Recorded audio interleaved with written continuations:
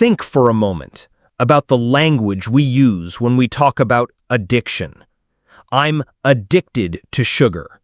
He's addicted to video games. She can't live without her daily dose of social media. Our conversations, our media, even our scientific discourse often point to the thing, the object, the behavior as the root of the problem. We frame addiction as a battle against an external entity, a substance, a habit, a person. But what if this common narrative, while seemingly intuitive, is fundamentally misunderstanding the intricate, often agonicizing dance of human desire, neurobiology, and existential struggle that truly underpins addictive behaviors?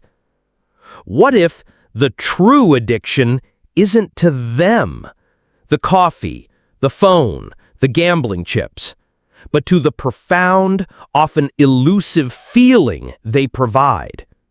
This isn't just a subtle semantic difference, it's a radical reorientation of our understanding, a profound shift in perspective that can unlock entirely new and far more effective paths to healing, liberation, and genuine well-being.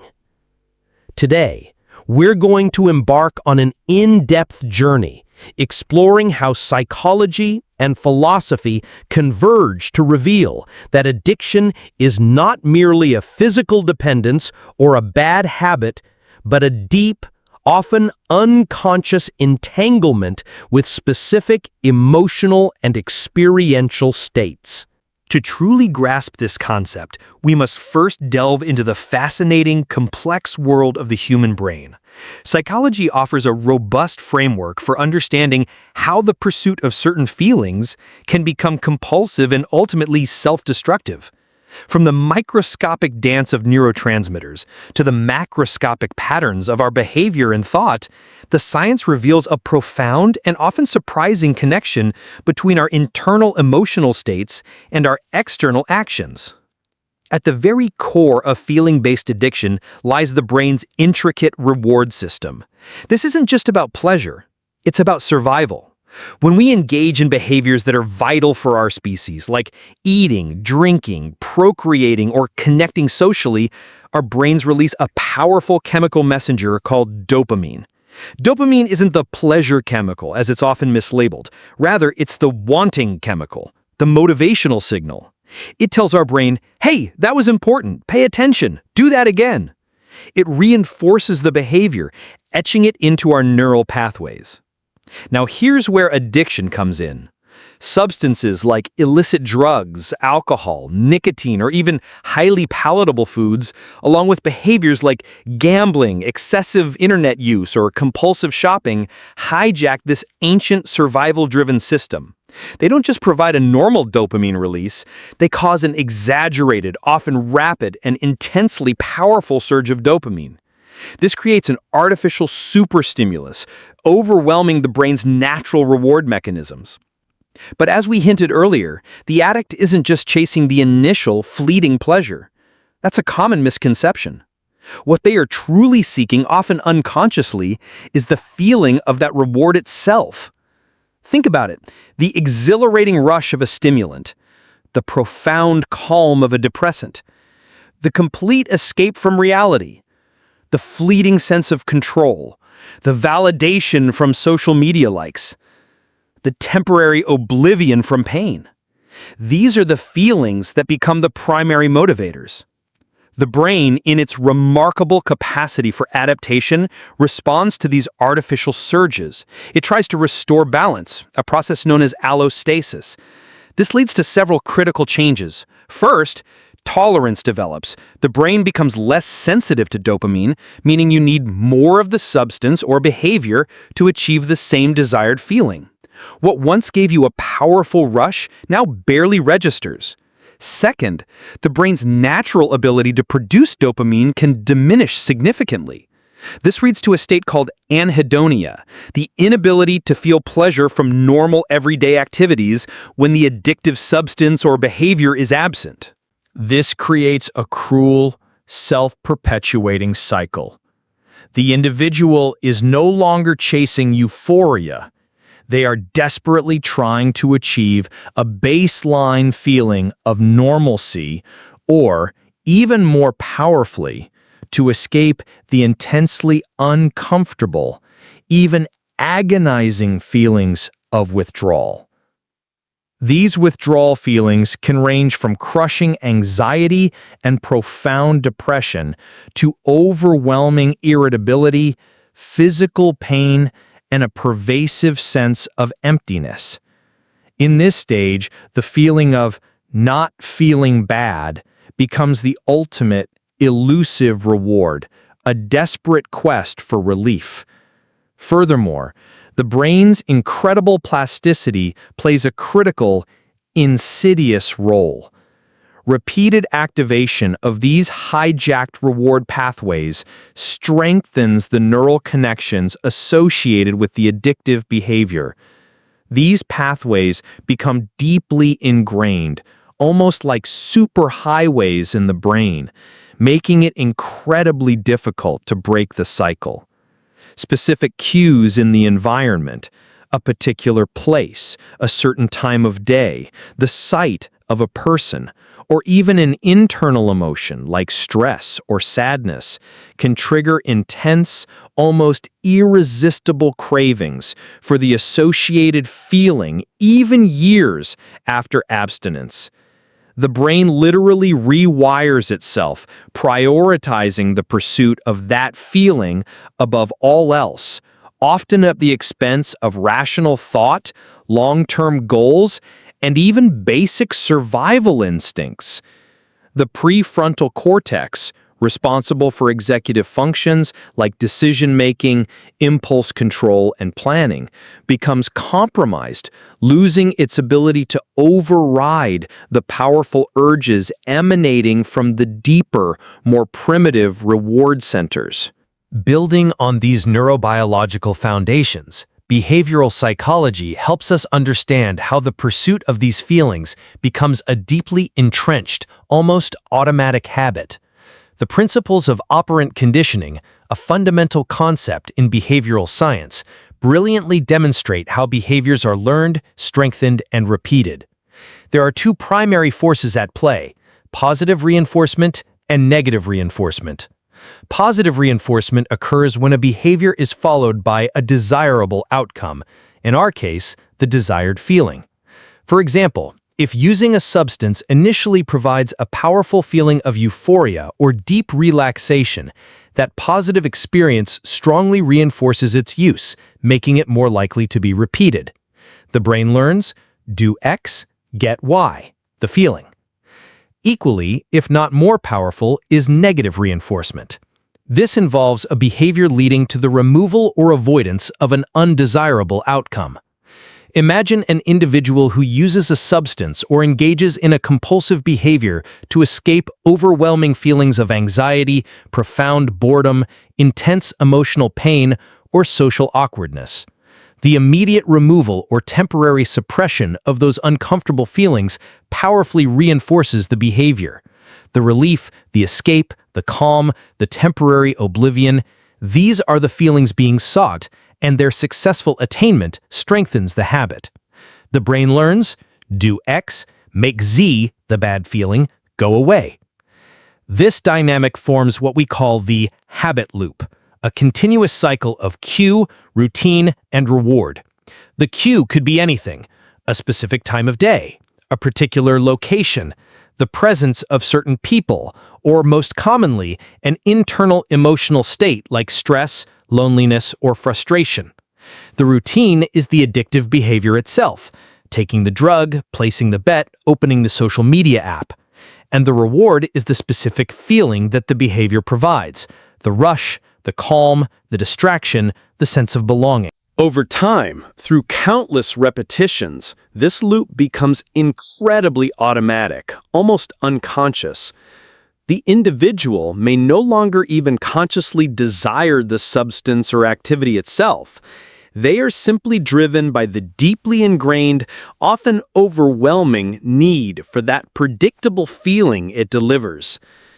The distinction between a mere habit and a true compulsion becomes blurred when the individual feels an overwhelming internal drive to engage in the behavior, despite mounting negative consequences, solely for the purpose of achieving or avoiding a particular feeling. The element of conscious choice diminishes as the need for the feeling intensifies, making it feel less like a choice and more like an imperative.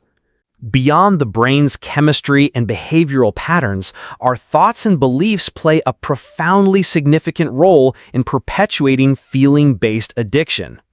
Cognitive psychology highlights how individuals often develop what are known as cognitive distortions, irrational, biased, or unhelpful ways of thinking that serve to rationalize and maintain their addictive behaviors. These distortions can be incredibly powerful.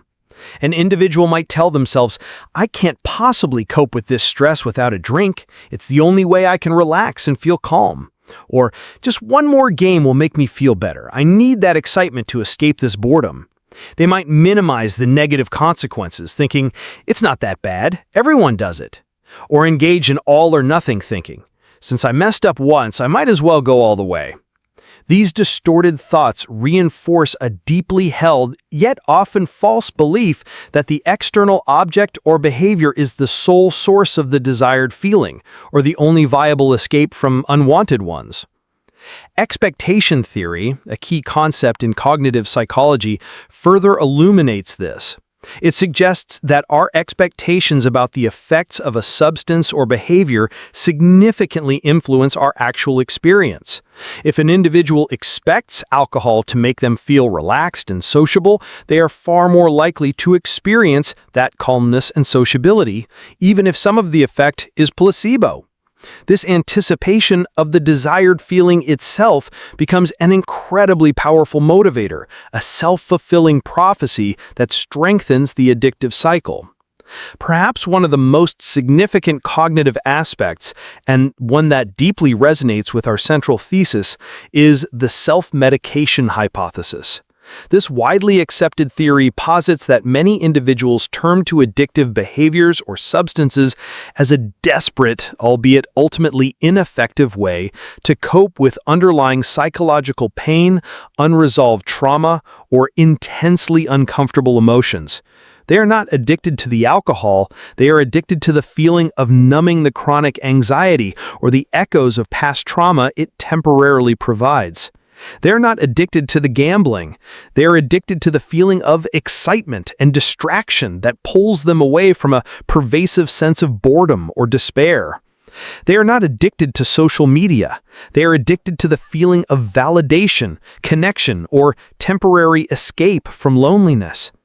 In essence, the external them, the substance, the screen, the game, becomes a crude, temporary, and ultimately destructive tool for emotional regulation. It's a quick fix, a band-aid over a deeper wound. The inability to tolerate, process, or effectively regulate difficult feelings drives this desperate, often unconscious search for external means to alter one's internal state. The cognitive patterns then kick in to justify and perpetuate this cycle, creating a powerful mental prison where the individual believes they are powerless without their chosen external solution. While psychology brilliantly explains the mechanisms of addiction, the how, philosophy probes its deeper meaning, exploring what it reveals about human nature, freedom, and our fundamental search for purpose. Philosophical inquiry elevates the discussion beyond mere brain chemistry to the realm of existential choice, authenticity, and the very nature of human desire. Let's begin with existentialism. Philosophers like Jean-Paul Sartre, Albert Camus, and Soren Kierkegaard emphasize a core tenet of the human condition: radical freedom and the inherent anxiety that accompanies it. We are, as Sartre famously put it, condemned to be free. This means we are fundamentally responsible for creating our own meaning in a seemingly indifferent, meaningless universe. There's no preordained script, no divine blueprint for our lives. This immense freedom, however, can be terrifying, leading to what Sartre called anguish or dread, a profound unease stemming from the weight of infinite possibilities and the burden of absolute responsibility for our choices. From an existential perspective, feeling-based addiction can be seen as a desperate, often unconscious attempt to escape this existential dread.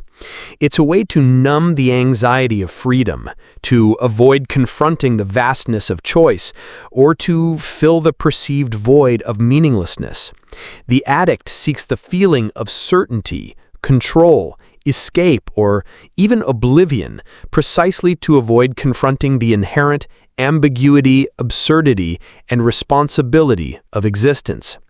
This pursuit is a form of bad faith, a concept Sartre introduced to describe our tendency to deny our own freedom and responsibility by pretending to be determined by external forces, like the substance, the craving, or our circumstances. The addict in bad faith says, "I can't help it," when in reality they are choosing to surrender their freedom to the pursuit of a feeling. Authenticity, in stark contrast, involves confronting and embracing the full, often uncomfortable spectrum of human feelings, including discomfort, anxiety, despair, and the weight of responsibility. The addict is not addicted to the drug, they are addicted to the feeling of not having to face their own overwhelming freedom and the responsibility that comes with it. This leads us to the crucial philosophical concept of autonomy, our capacity to make independent choices and act on our own values. Addiction, particularly when driven by an overwhelming craving for a specific feeling, appears to profoundly erode this autonomy. The individual may genuinely desire to stop, they may recognize the destructive path they are on, but the compulsive drive to achieve or avoid a feeling often overrides their rational will. This raises profound ethical questions. Is an addict truly responsible for their actions when their will seems compromised by an internal, feeling-driven compulsion? How much blame can we assign when their capacity for free choice seems diminished? Virtue ethics, a philosophical tradition that focuses on the development of moral character, offers a compelling perspective. From this viewpoint, addiction can be seen as a failure of self-mastery, a lack of temperance or prudence. The pursuit of fleeting, intense feelings at the expense of long-term well-being, personal growth, and virtuous living indicates a soul out of balance. The virtuous person, as envisioned by Aristotle, cultivates the ability to regulate their desires and emotions, acting in accordance with reason and wisdom rather than being enslaved by immediate gratification. The feeling addict in this view has allowed a particular desire for a specific feeling to dominate their character, compromising their capacity for a flourishing life. The ethical dilemma lies in the tension between the addict's diminished autonomy and their moral responsibility to strive for self-control and well-being, to cultivate the virtues that lead to a good life. Phenomenology, a philosophical approach that focuses on the subjective, lived experience, offers a unique and powerful lens through which to understand feeling-based addiction. Philosophers like Edmund Husserl and Maurice Merleau-Ponty emphasize the importance of understanding phenomena precisely as they appear to consciousness, without imposing external interpretations.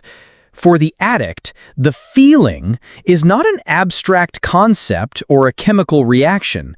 It is a vivid, often overwhelming, and undeniably real lived reality. The craving for a feeling is a powerful bodily and mental experience. It can manifest as an intense physical discomfort, a gnawing psychological emptiness, a pervasive sense of dread, or an irresistible, almost magnetic urge that consumes all thought. The satisfaction of this craving, the arrival of the desired feeling, whether it's the initial rush, the subsequent calm, or the numbing oblivion, is a profound, albeit temporary, alteration of consciousness. The phenomenological approach allows us to appreciate the raw subjective intensity of this experience, moving beyond a purely objective, clinical description.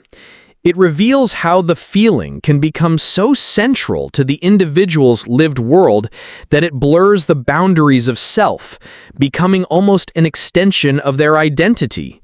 The addict's entire world can shrink, revolving almost exclusively around the pursuit of that feeling, distorting their perception of reality, their relationships with others, and their very sense of self. Finally, let's look to ancient wisdom. Philosophers from ancient Greece like Plato, Aristotle, and Epicurus grappled extensively with the fundamental nature of desire, epithemia, and pleasure, hedonia. Their insights remain profoundly relevant to understanding feeling-based addiction today. Plato, in his Republic, famously used the analogy of a charioteer, reason, guiding two horses, one noble, spirit or will, and one unruly, appetite or desire. He distinguished between necessary and unnecessary desires, arguing that unchecked, unruly desires could lead to an unbalanced, disharmonious soul. For Plato, true happiness wasn't about satisfying every whim, but about reason mastering desire. The feeling addict, in this view, has allowed the unruly horse of appetite for a specific feeling to take the reins, leading to internal chaos. Aristotle, in his Nicomachean Ethics, argued for a life of moderation and the pursuit of eudaimonia, a concept often translated as flourishing, true happiness, or living well. For Aristotle, eudaimonia was not simply the accumulation of fleeting pleasures, but the result of virtuous activity, acting in accordance with reason over a lifetime. He championed the golden mean, finding balance between extremes. The pursuit of intense, transient feelings, characteristic of addiction, stands in stark contrast to Aristotle's vision of a balanced, virtuous life aimed at deep and sustainable flourishing. Even Epicurus, often misunderstood as a hedonist, advocated for pleasure as the highest good, but he defined it not as the pursuit of intense, fleeting sensations, but the absence of pain and disturbance, a state he called ataraxia, tranquility of mind, and aponia, freedom from bodily pain. He warned against desires that lead to greater pain in the long run. These ancient insights highlight the critical pitfalls of misdirected desire and the pursuit of fleeting, intense pleasures at the expense of deeper, more sustainable well-being. The addict is not seeking true happiness or flourishing in the Epicurean or Aristotelian sense. They are seeking a temporary, often artificial alteration of their internal state, a feeling that provides momentary relief or exhilaration. This pursuit often leads to a cruel cycle of escalating desire and diminishing returns, as the initial intensity of the feeling fades and the negative consequences mount.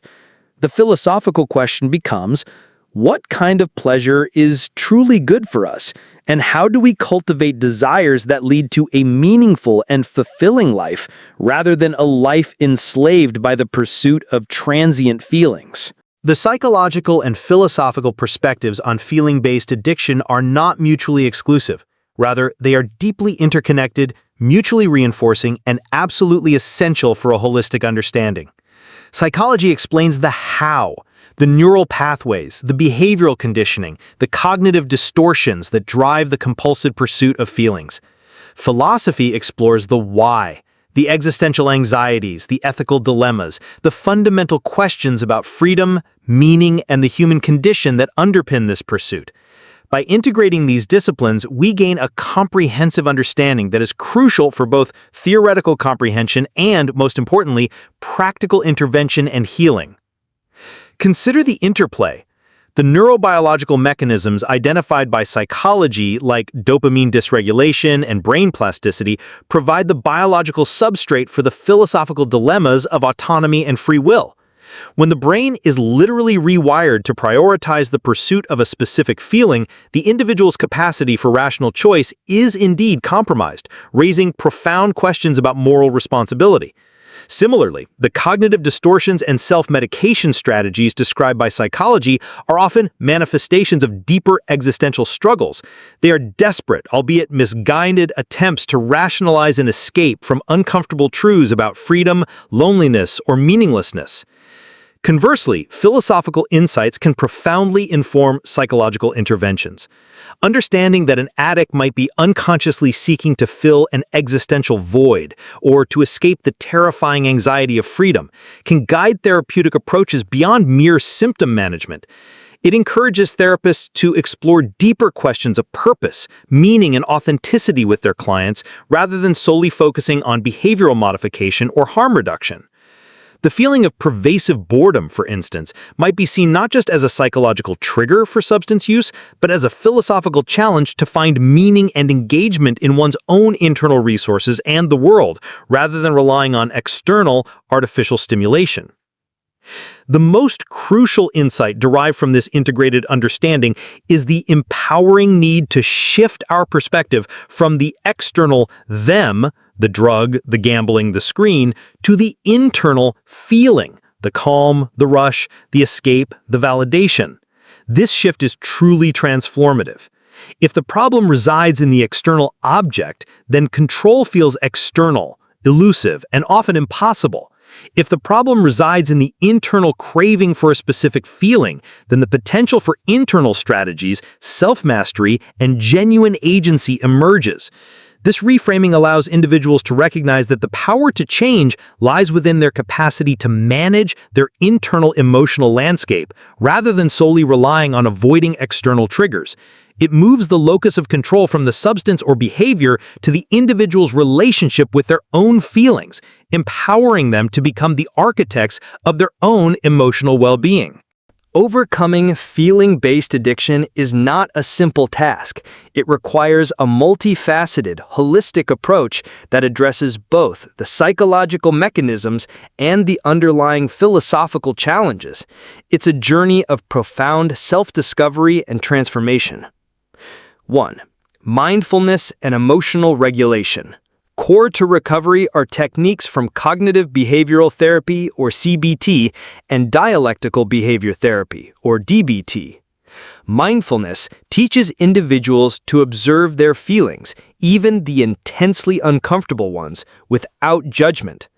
This practice cultivates a crucial capacity for distress tolerance, allowing individuals to experience discomfort without immediately reacting to it through addictive behaviors. Emotional regulation skills, learned through therapies like DBT, help individuals identify, understand, and manage their emotions in healthier, more adaptive ways, significantly reducing the desperate need to self-medicate. 2. Identifying triggers and developing alternative coping.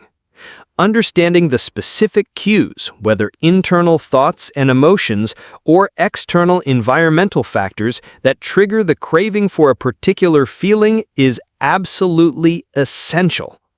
Once identified, individuals can proactively develop a repertoire of alternative, healthier coping mechanisms. If the desired feeling is stress relief, perhaps exercise, deep breathing, or spending time in nature can provide it. If it's engagement, perhaps creative pursuits, learning a new skill, or volunteering can fill that void. The goal is to find sustainable, positive ways to achieve similar desired feelings, or, crucially, to tolerate uncomfortable feelings without resorting to addictive behaviors. Relapse prevention strategies also fall here, helping individuals anticipate and navigate high-risk situations. 3. Therapy for underlying issues. This is paramount. Addressing the root causes of emotional pain, unresolved trauma, or co-occurring mental health conditions, such as anxiety disorders, depression, or PTSD, that fuel the self-medication cycle is critical. Therapies like EMDR, trauma-informed therapy, or psychodynamic therapy can help individuals process past experiences, heal old wounds, and develop healthier internal resources for coping. 4. Neuroplasticity for recovery. The good news is that just as the brain can be wired for addiction, it can be rewired for recovery. Engaging consistently in new, healthy activities that provide natural dopamine rewards, like meaningful work, hobbies, physical activity, or genuine social connection, practicing new coping skills, and forming new positive habits can gradually reshape neural pathways. This process, though slow, can significantly reduce the intensity of cravings for the addictive feeling and restore the brain's natural balance. Philosophical strategies, embracing existence and cultivating authenticity. 1. Embracing discomfort. This is perhaps the most profound philosophical challenge in recovery. It involves cultivating the courage to face and sit with uncomfortable feelings, anxiety, boredom, loneliness, grief, existential dread, rather than perpetually seeking to escape them. This means accepting that life inherently involves suffering, uncertainty, and difficult emotions, and recognizing that genuine growth and resilience often emerge precisely from confronting adversity. It's about learning that you are strong enough to feel it all. 2. Cultivating authentic selfhood. Addiction, particularly when driven by bad faith, hinders authentic living. Overcoming it involves a deep, often arduous journey of self-discovery. It means identifying one's true values, passions, and purpose beyond the fleeting gratification of a specific feeling. This involves asking profound questions. Who am I truly when I am not defined by this craving? What matters to me? What kind of life do I want to build? This process helps to fill the existential void with genuine meaning. 3. Reclaiming autonomy. The philosophical battle for autonomy is fought daily, moment by moment. It involves consciously choosing to act in accordance with one's long-term values, even when faced with intense cravings for immediate, feeling-based gratification. This is a continuous practice of self-mastery, exercising one's freedom responsibly and making choices that align with the person you aspire to be, rather than the person driven by compulsion. Each conscious choice to resist a craving and choose a healthier path reinforces this autonomy. Developing resilience and self-mastery. These are not innate traits, but virtues cultivated over time through consistent effort. Resilience is the capacity to bounce back from adversity, including the inevitable setbacks and challenges in recovery. Self-mastery is the ongoing process of gaining increasing control over one's impulses, desires, and emotional reactions, aligning them with one's higher goals and values.